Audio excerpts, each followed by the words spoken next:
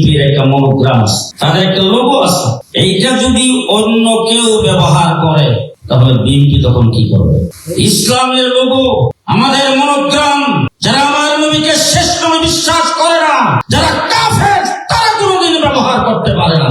বাংলাদেশে হিন্দু, বৌদ্ধ, খ্রিস্টান, অন্যান্য জাতি ধর্ম যেইভাবে তারা ধর্ম পালন করে, কাদিয়ানীরা ঠিক সেইভাবে বাংলাদেশে থাকবে। মুসলমান নাম দিয়ে বাংলাদেশে বসবাস করতে দেওয়া হবে না, হবে না, হবে না ইনশাআল্লাহ। মুহাম্মদ রাসূলুল্লাহ সাল্লাল্লাহু আলাইহি ওয়াসাল্লামের পরে আর কোন নবী নাই। এটিকে সংসদে আইন পাস করতে হবে। আমি এর বেশি কিছু বললাম না। এই স্লোগানটা সম্পর্কে আপনারা অনেক বিবেচনা করবেন।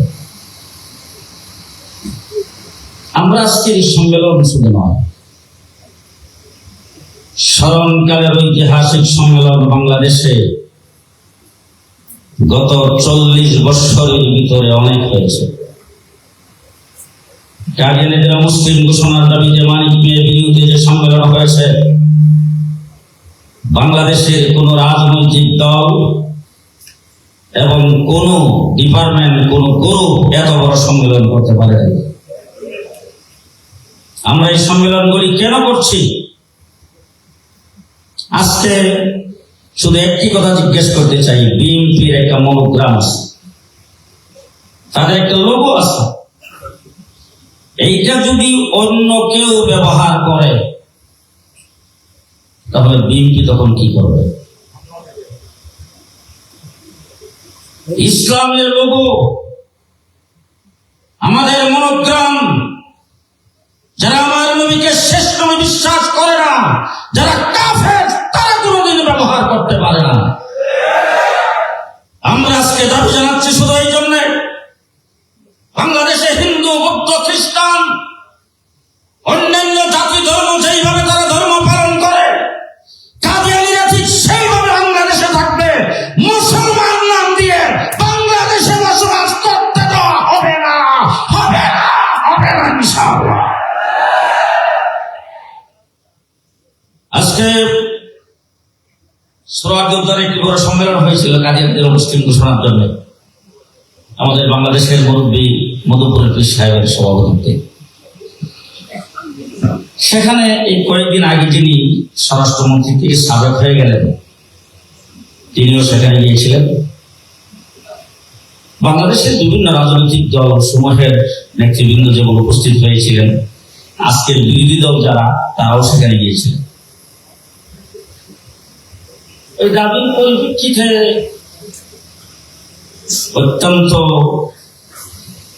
সুন্দরভাবে বিএনপির জনাব সালাউদ্দিন সাহেব কাগজ হাত নিয়ে জনগণকে দেখে বলেছিলেন, যে সমস্ত দাবি আপনারা এখানে করেছেন, সকল দাবি আমরা সরকার গঠন করলে আইনানুগ পন্থায় বাস্তবায়ন করা হবে। বাবুনগর যখন গিয়েছেন, সেখানেও কাদিয়ানীদের মুসলিম ঘোষণার দাবি জানিয়েছেন। সেখানেও ঠিক সুন্দরভাবে বলেছেন বিবেচনা করবেন, কিন্তু অদ্য পর্যন্ত বিবেচনার কোন লাইন আমরা দেখছি না। ছোট্ট একটা দাবি করা হয়েছিল হিজবুত তাওহীদকে নিষিদ্ধ করার জন্য। বাবুনগরের পর হিজবুত তাওহীদের কুখ্যাত সেলিম যে সমস্ত বক্তব্য দিচ্ছে, উলামায়ে কেরামের উপর আঘাত করছে, পরিষ্কার ভাষায় বলতে চাই, একটা সাধারণ সংগঠনকে আপনারা নিষিদ্ধ করতে পারেন না, আপনারা কি করবেন? সুতরাং যেভাবে সোহরাওয়ার্দী উদ্যানে বলেছিলেন আপনারা পদক্ষেপ নেবেন, সেটা আমরা এখনো আশা করি। যদি না নেন, আঙ্গুল আমাদের সোজা বেকা হইতে সময় লাগবে না। দুঃখের সাথে বলতে চাই, আমাদের একজন মাননীয় সংসদ সদস্য সংসদে দাঁড়িয়ে কাদিয়ানীদের মুসলিম ঘোষণার কথা বলেছেন। যেই দল জামাত ইসলামী সোহরাওয়ার্দী উদ্যানে এসে আমরা ক্ষমতায় গেলে কাদিয়ানীদেরকে কাফের ঘোষণা করব, তারা ওই সময় টেবিল চাপড়াইতেও দেখি নাই। কেন তাদের মুখে তালা ছিল? সম্মানিত উপস্থিতি, আমির হেফাজত কায়েদে মিল্লাত হযরতুল আল্লামা মুহিবুল্লাহ বাবলগরী দামাত বারাকাতুহুম আল্লাহ পাক ওনাকে সুস্থতার সাথে নেক হায়াত দান করুন।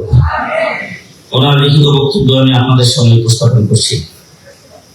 আলহামদুলিল্লাহ রাব্বিল আলামিন ওয়া আকিবাতুল লিল মুত্তাকিন ওয়াস সালাতু ওয়াস সালামু আলা সাইয়্যিদিল মুরসালিন ওয়া আলা আলিহি ওয়া আসহাবিহি আজমাইন। আম্মা বাদ।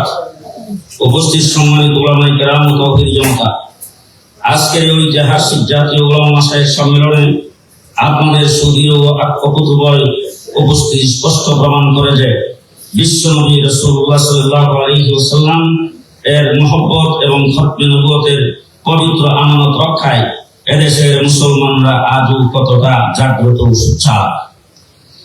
খতমে নবুয়ত ইসলামের অন্যতম মৌলিক আকীদা। আমাদের প্রিয় আকা হযরত মুহাম্মদ সাল্লাল্লাহু আলাইহি ওয়াসাল্লাম বলেন, খাতামুন নবিয়্যিন, সর্বশেষ ও সর্বশ্রেষ্ঠ নবী। পবিত্র কোরআন ও সহিহ হাদিসের অসংখ্য স্পষ্ট দলিলে প্রমাণিত যে তারপর নবুয়তের পবিত্র দরজা কিয়ামত পর্যন্ত চিরতরে বন্ধ হয়ে গেছে।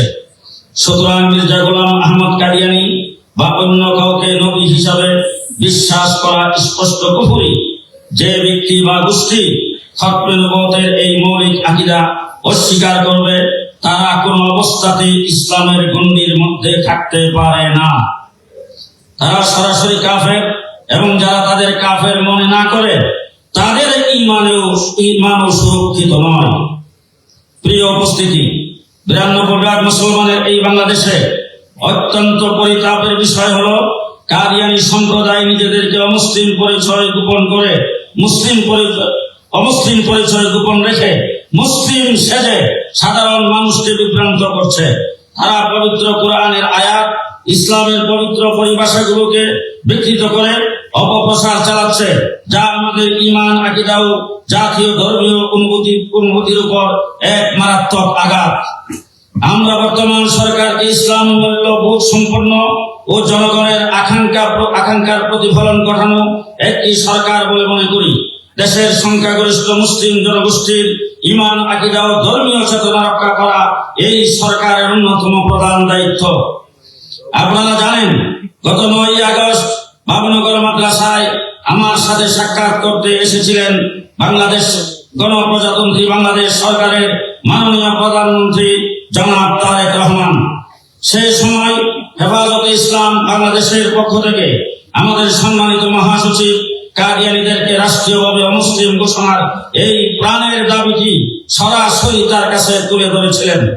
সেই মূল্যবোধ ও দায়িত্ববোধের জায়গা থেকে আজ পুনরায় আমরা সরকারের কাছে অত্যন্ত যৌক্তিক ও সুনির্দিষ্ট দাবিগুলো জোরালো ভাবে পেশ করছি।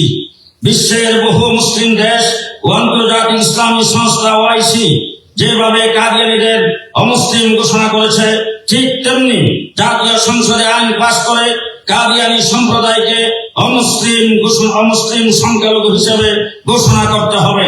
এটি এদেশের উলামা মাশায়েখ ও কোটি কোটি সালাত বা খলিফা, কোটি কোটি তাওহীদি জনতার মূল দাবি। অমুসলিম হিসেবে কাদিয়ানী মুসলমানদের ব্যবহৃত মসজিদ, আজান, সালাত বা খলিফার মতো ধর্মীয় পরিভাষা ব্যবহার করতে পারবে না। একই সাথে সরল মুসলমানদের বিভ্রান্ত করার উদ্দেশ্যে রচিত কাদিয়ানীদের যাবতীয় বই, পুস্তক, লিটারেচার, ওয়েবসাইট ও প্রসারমূলক কার্যক্রম অবিলম্বে বাজেয়াপ্ত নিষিদ্ধ করতে হবে।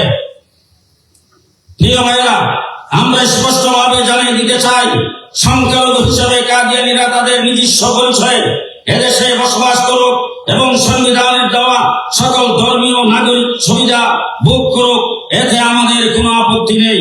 কিন্তু একজন অমুসলিম নিজেকে মুসলিম দাবি করে দেশের কোটি কোটি মানুষের ঈমান ও অনুভূতি নিয়ে চিনিমিনি খেলবে, তা কোনো সচেতন সমাজ ও রাষ্ট্র মেনে নিতে পারে না। হে ইমানদার ভাইরা, খতমে নবুয়ত হেফাজত করা আমাদের ইমানের দাবি এবং এটি মুসলমানদের অস্তিত্বের লড়াই।